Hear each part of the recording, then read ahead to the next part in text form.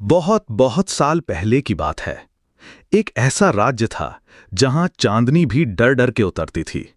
राजा चंद्रसेन का साम्राज्य मालवगढ़ वैभवशाली, विशाल और वैराग्य से भरा हुआ। लेकिन उस राज्य में हर सुबह एक चेहरा उगता था, एक ऐसा चेहरा जिसे सब देखना नहीं चाहते थे। वो चेहरा एक कुष्ठ रोगी भिखारी का था। हर सुबह वो महल के ठीक सामने वाले फाटक पर आ बैठता, झुकी कमर, सड़ी हुई उंगलियां और चेहरे पर ऐसी झुर्रियां जैसे वक्त ने खुद उसे चीर डाला हो। लोग उसे देखकर मुंह फेर लेते। कुछ बच्चे तो उसके पास से गुजरते हुए सांस रोक लेते, पर वो कुछ नहीं कहता, सिर्फ बैठा रहता, एक थाली सामने रखे और आंखें महल के ऊंचे दरवाजों पर गड़ी रहती। लोग कहते थे, उसने कोई बड़ा पाप किया है, शायद किसी को धोखा दिया होगा, कोई श्राप है उस पर वो हर दिन आता, हर दिन वही जगह, हर दिन वही चुप्पी। राजा को उसके बारे में पता था, लेकिन राजा चंद्रसेन ने कभी नजर उठाकर भी नहीं देखा उस भिखारी को। पर रानी पद्मलेखा वो कुछ और थीं। हर सुबह जब वो अपनी बालकनी में आती तो उसकी नजरें उसी पर टिक जातीं, रोज, जैसे वो किसी और को देख रही हो। उस काया के पीछे एक दिन बारिश हो रही थी, बिजली चमक रही थी। वो भिखारी भीगता रहा, सर्द हवाओं में कांपता रहा। लोगों ने खिड़कियां बंद कर लीं, सैनिकों ने भी उसे वहां से हटाने की कोशिश की, पर वो हिला नहीं। रानी ने उसे देख लिया। उस रात रानी की नींद नहीं आई। सुबह जब दरबार लगा तो रानी ने राज दरबार के सामने प्रस्ताव रखा, उस भिखारी को महल के अंदर शरण दी जाए। राजा चौंक गया। सभी मंत्रियों की भौहें तिरछी हो गईं। एक क्षण के लिए पूरा दरबार शांत हो गया। राजा ने पूछा, क्यों? रानी ने कहा, उसकी आंखों में कुछ ऐसा है जो इस महल से जुड़ा है। और फिर राजा ने आदेश दिया, उसे महल के पीछे वाली वीरान कोठी में रखने की अनुमति दी जाए, पर कोई उसे हाथ नहीं लगाएगा। और इस तरह वो भिखारी जो सालों तक महल के बाहर बैठता रहा, अब महल की दीवारों के भीतर था। महल के पिछले हिस्से में थी एक पुरानी कोठी। धूप कभी सीधी उस पर नहीं पड़ती थी। मिट्टी की गंध और सड़े दरवाजों की चरमराहट के बीच अब वहां रहता था वही भिखारी। उस रात जब उसे वहां पहुंचाया गया तो रानी पद्मलेखा बालकनी से सब देख रही थीं और उनकी आंखें टिकी थीं सिर्फ उसकी आंखों पर। कभी बहुत पहले रानी ने ऐसी ही आंखें देखी थीं, ठीक वैसी ही गहराई, ठीक वैसा ही दर्द, पर किसकी थीं रानी याद नहीं कर पाई। पर उनका दिल एक बात कह रहा था, मैं उसे जानती हूं। रानी सुबह जल्दी उठी, न जेवर पहने न श्रृंगार किया, केवल एक हल्का दुपट्टा और साधारण वेश। राजमहल के नियम तोड़े और खुद चल पड़ी उस कोठी की ओर। सैनिकों ने रोका नहीं, क्योंकि वो जान गए थे ये सिर्फ एक रानी नहीं, किसी अतीत को खोजती औरत है। रानी ने अंदर कदम रखा। भिखारी वहीं बैठा था जैसे हमेशा बैठता था, जैसे उसे मालूम था कि रानी आएंगी। उसने न रुककर देखा, न कोई शब्द कहा, बस चुपचाप आंखें उठाईं और उस एक पल में रानी ठिठक गईं। तुम?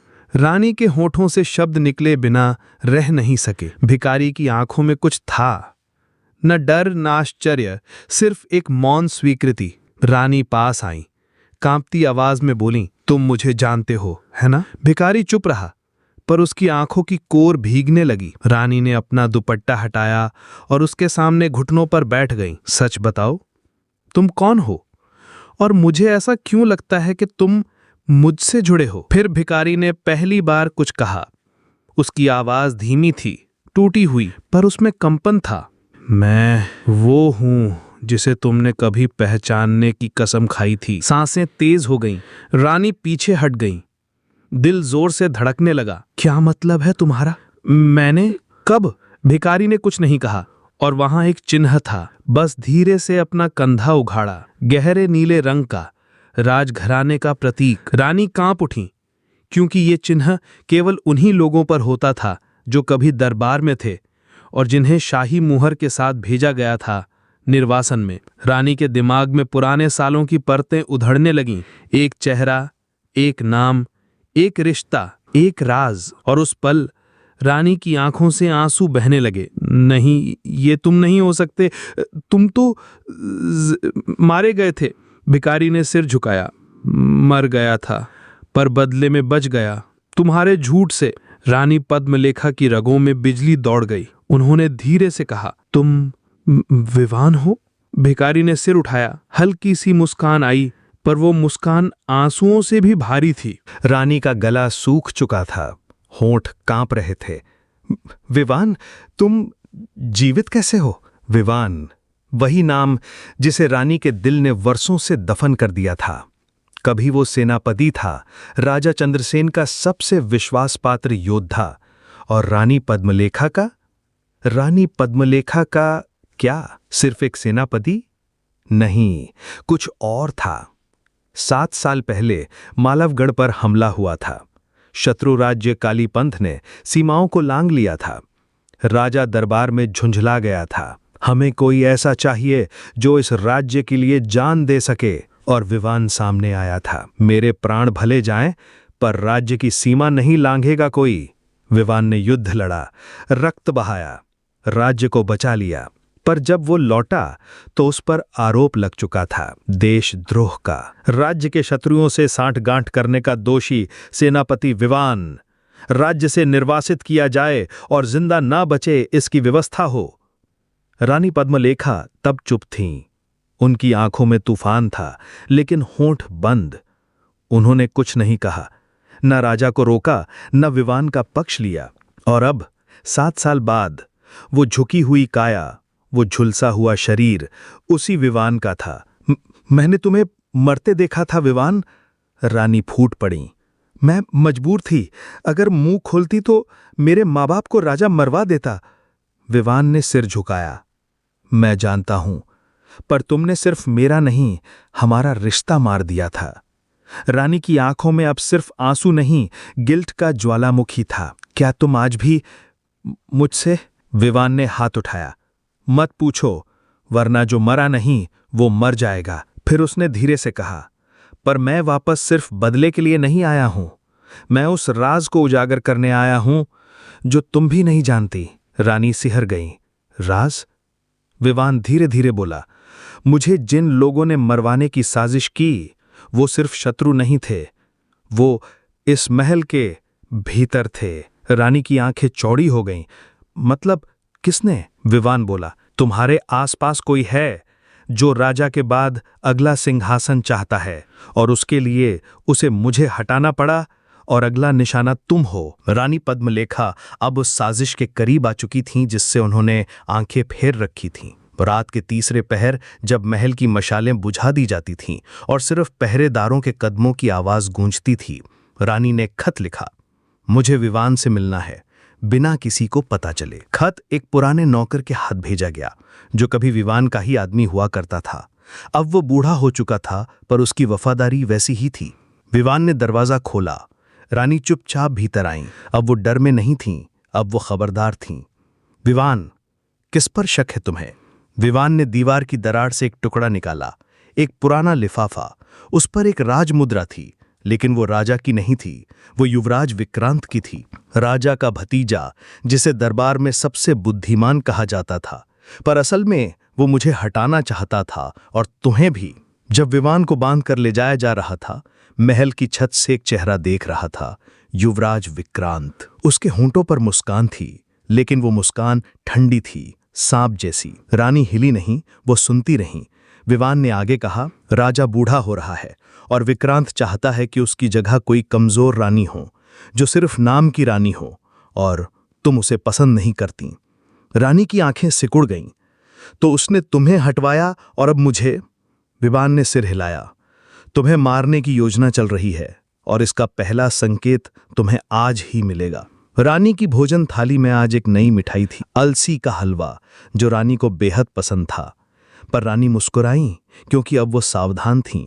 उन्होंने कबूतर को बुलवाया और वही मिठाई कोठी में भेजी, विवान के पास।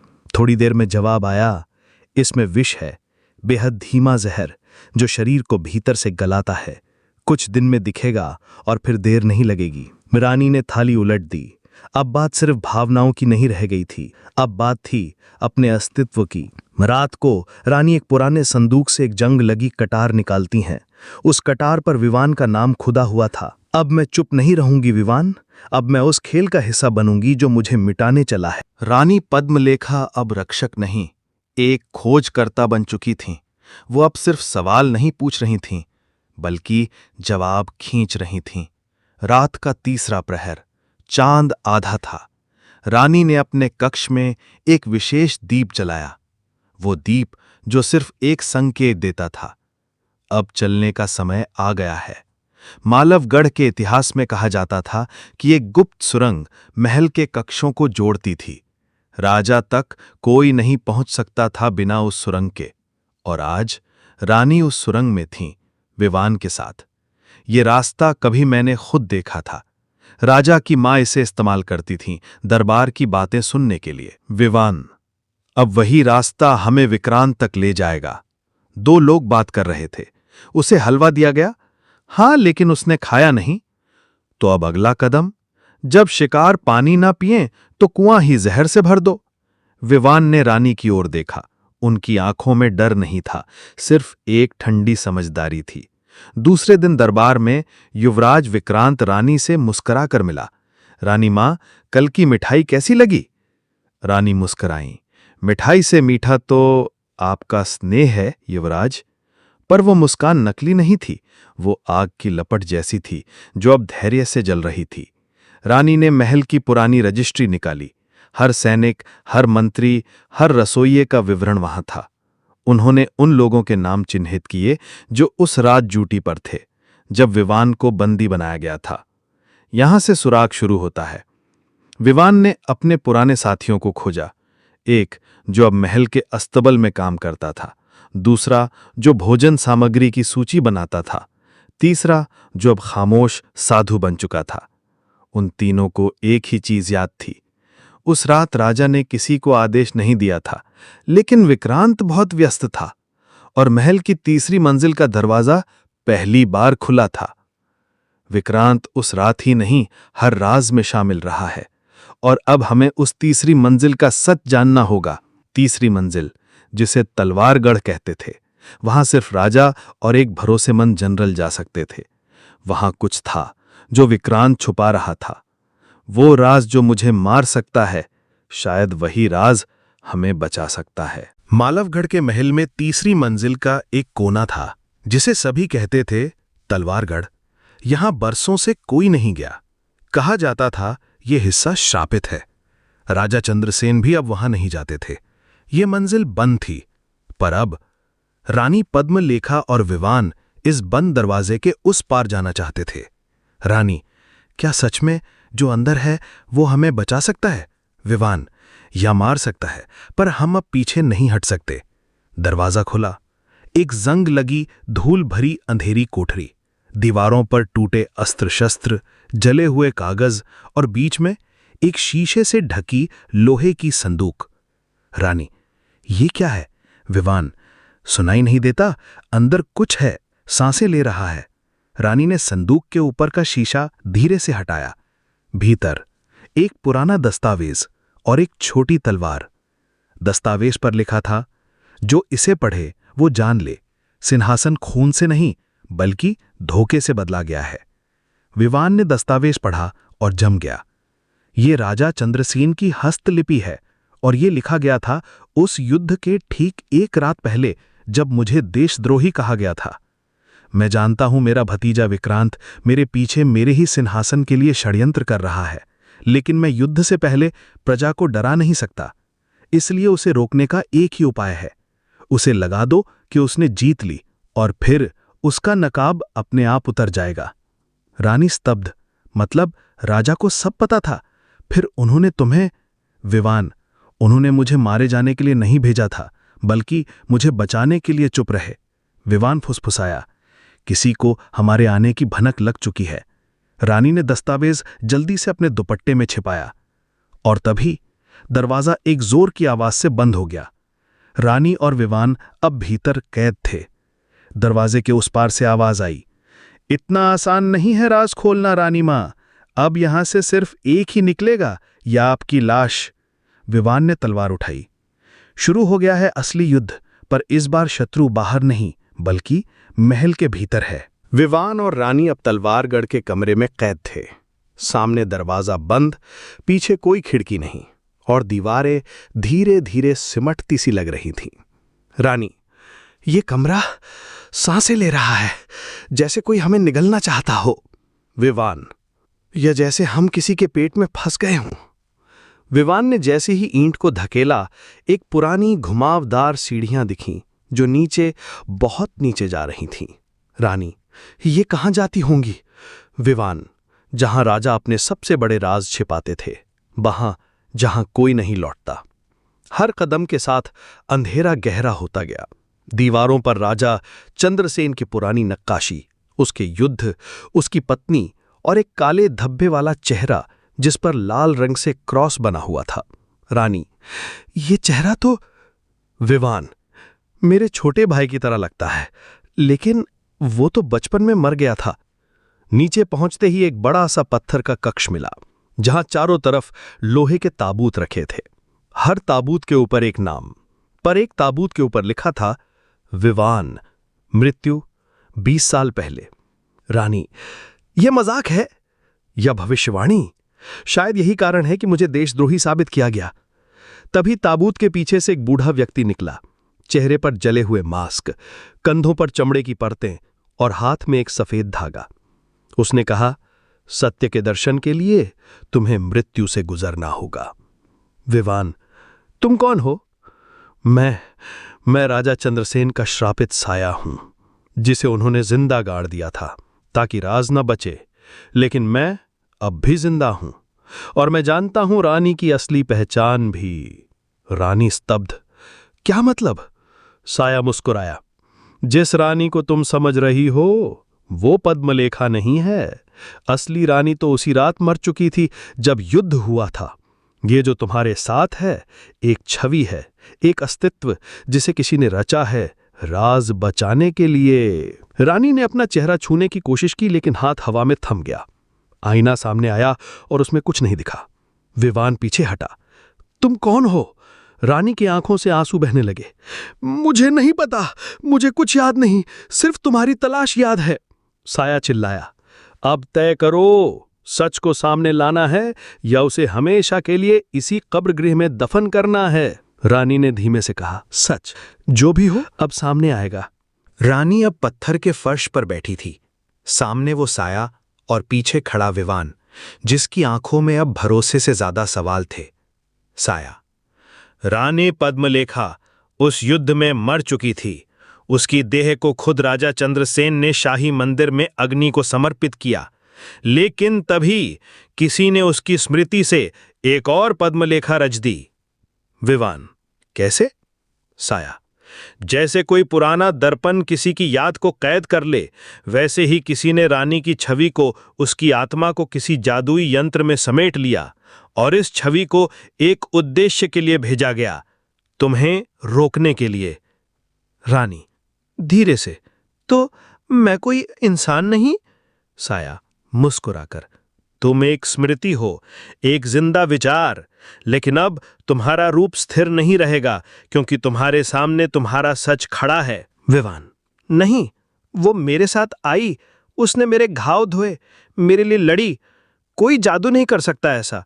साया, जादू वही होता है जिसमें भावनाएं झूठ लगें और झूठ सच्चाई से भी प्यारा लगे। रानी अब विवान की तरफ देखती है, लेकिन चेहरा पद्मलेखा जैसा नहीं, बल्कि एक अपरिचित चेहरा है, जैसे वो किसी गांव की हो। रानी धीरे से, मुझे लगता है मैं रानी कभी थी नहीं, मैं बस किसी की बनाई छवि थी, किसी की याद में गड़ा भ्रम। साया कहता है, तुम एक दासी थी उस रात जिसने रानी के शव को उठाया था। तुम्हारा मन विद्रोह से भरा था, तुम्हें लगा रानी को मारा गया, और वही क्रोध तुम्हारी आत्मा को बांध गया रानी की छवि से। विवान अब एकदम चुप। उसके सामने खड़ी लड़की अब कोई राजकुमारी नहीं, एक सच्चा चेहरा है, जिसकी यादों में आग थी और जिसकी आत्मा में विद्रोह हो। रानी आंखों में आंसू, मैं तुम्हारे साथ इसलिए थी क्योंकि तुम मेरे उस वचन का हिस्सा हो जो मैंने खुद को दिया था कि जिस किसी ने भी पद्मलेखा की हत्या की उसे सामने लाना है। साया धीरे से पीछे हटता है। अब तुम जान चुके हो कि पद्मलेखा का राज क्या था, लेकिन अभी एक पर्दा बाकी है। असली हत्यारा कौन था, ये जानने के लिए तुम्हें वहां जाना होगा जहां चंद्रसेन ने रानी की चिता सजाई थी। मंदिर की परछाइयां अपने हर अपराध की छाया रखती हैं और वहीं मिलेगा तुम्हें आखिरी सच। विवान ने रानी का हाथ पकड़ा। तुम रानी नहीं हो, पर तुम झूठ भी नहीं हो। अब हम साथ चलेंगे आखिरी सच तक। दोनों गुप्त सुरंग में प्रवेश करते हैं। विवान और वो लड़की जिसे कभी वो रानी समझ बैठा था, अब मंदिर के नीचे बने उस गुप्त मार्ग में चल रहे थे जहां कभी पद्मलेखा की चिता जलाई गई थी। दीवारों पर जली हुई लकीरें थीं, जैसे आग को किसी ने जबरन रोक दिया हो, और हर 10 कदम पर एक धुंधली मूर्ति जो कुछ कहती तो थी लेकिन शब्दों के बिना। लड़की धीरे से, मैं इस रास्ते को जानती हूं, जैसे मेरी आत्मा इसमें चल चुकी हो। विवान, क्यों लग रहा है जैसे कोई हमारी हर बात सुन रहा है। और तभी एक झलक, दीवार से निकलकर एक पुराना सेवक प्रकट होता है, सिर झुका हुआ, चेहरा झुलसा हुआ और आंखों में केवल पश्चाताप। सेवक, तुम वही हो जिसे रानी कहा गया और जिसे उन्होंने जलाया नहीं, छुपाया था। विवान, छुपाया? सेवक धीरे से मंदिर की सबसे भीतरी कक्ष की ओर इशारा करता है। रानी की देह तो अग्नि को दी गई, लेकिन उसकी आत्मा नहीं मरी, क्योंकि राजा चंद्रसेन ने मंत्रों से उसकी चेतना को एक कंचुक यानी पवित्र पात्र में कैद कर लिया और फिर उसे यहां गाड़ दिया गया। लड़की, क्यों? सेवक गला भारी पड़ता है क्योंकि रानी को राजा ने मारा था और वो नहीं चाहता था कि कोई जान पाए उसका सबसे बड़ा अपराध। सेवक, राजा को डर था, रानी का सच अगर इस राज्य को पता चल गया तो उसकी सत्ता, उसका साम्राज्य राख बन जाएगा। इसलिए उसने रानी की आत्मा को कैद कर इस मंदिर में दफना दिया। लड़की अब कांप रही थी, उसके अंदर की यादें जैसे एकदम साफ हो रही थीं। लड़की धीरे से, मुझे याद है वो चीखें, वो मंत्र। मैं आग में नहीं मरी थी, मुझे मंत्रों से सोने के लिए मजबूर किया गया था, लेकिन मेरी आत्मा बंधी रह गई इस मंत्र से। सेवक, ये रहा रानी पद्मलेखा की चेतना। अगर इसे मुक्त कर दिया गया तो उसकी आत्मा खुद बताएगी कि राजा ने क्या किया था। विवान, तो फिर देरी किस बात की, चलो मुक्त करते हैं।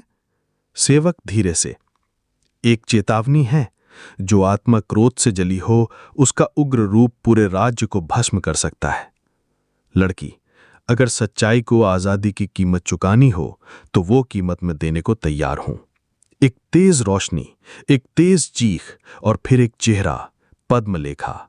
वही तेज आंखें, वही ललाट पर चंदन, लेकिन अब सिर्फ शक्ति और न्याय की मूर्ति।